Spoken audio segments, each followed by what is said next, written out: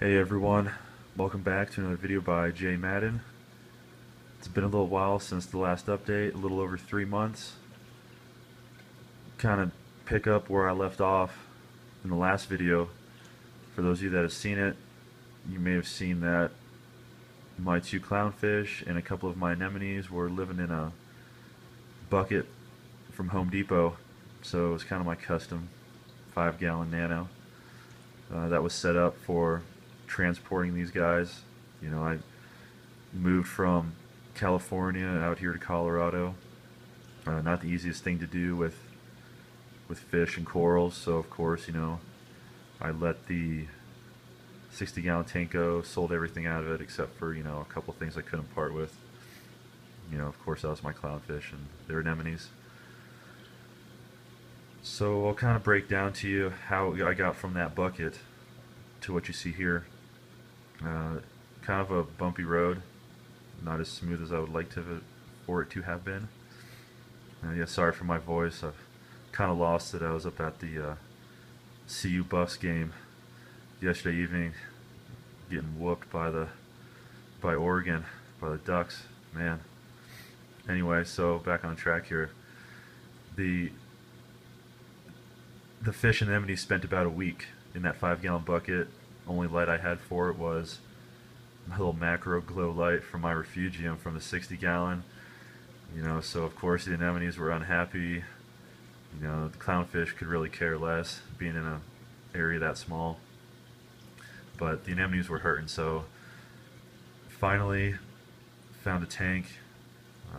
First tank I found was an Oceanic BioCube 29-gallon. The 29-gallon Oceanic BioCube was in great condition, nice stand, everything. Picked that up for a great price. Put it all together, set it up, threw in the water, threw in the rocks that I had with me in that bucket, the anemones and the fish. Put some MP10s on here, and away it went. Well, after about 2.5 months, underneath compact fluorescence, not running any kind of filtration, inadequate lighting, one of the ballasts burning out, so all I had was one small compact fluorescent going. The tank was just looking awful. I'm talking, I've never had algae problems before with any of my systems, but the tank was just covered in algae, like long, stringy, just nasty. And the anemones, shriveled up, from those big, beautiful rose bubble tips in my 60-gallon down to about half-dollar sized, pink colored, almost nothing. So when time allowed, I finally was able to,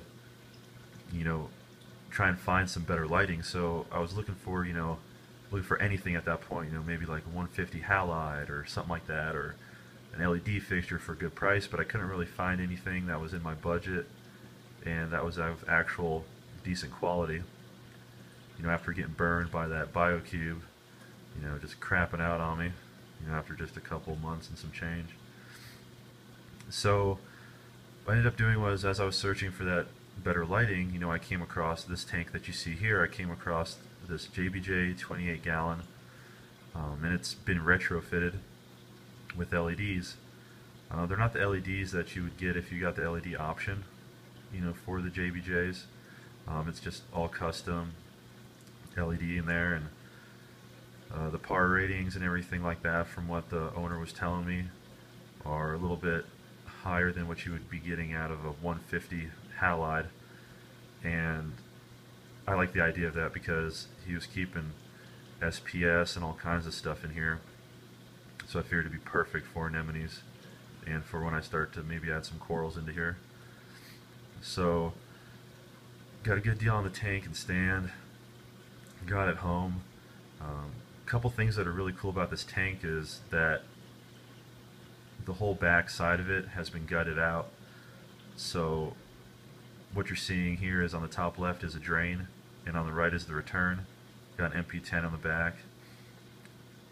With the back being removed, where all the filtration would have been, you have an extra 4 inches front to back. So we went from about 18 to 22 inches, and this allowed me to go ahead and put in a sump in the bottom.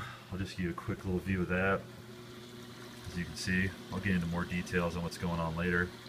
Try and keep this video as short as possible, because I really want to get in here and show you what's going on with the clownfish and the anemones. Okay, so what you're going to see here is 2 big, beautiful anemones sitting on this rock. Just the most gorgeous rose bubble tips I've ever seen. And then what you're going to see down here is this rose bubble tip and this rose bubble tip, that small one. Believe it or not, those 2 small ones are 2 of the rose bubble tips from my 60 gallon. Very, very sad to see them in this condition. Since they've been under the LED lights, they have gained a ton of color back. They've been feeding, and I have high hopes that they will recover. The clownfish and these rose bubble tips go together really well. The clownfish are really happy. They're already starting to clean their rock. Starting to see actual normal clownfish behavior from them. But that's basically everything that's going on with the tank. What I will do is I will be making another video here soon discussing, you know, why I chose what I chose, you know, the sand and everything else that's in the system, my equipment, and give you a tour of all the plumbing. Thanks for watching, guys. More videos to come. Happy reefing.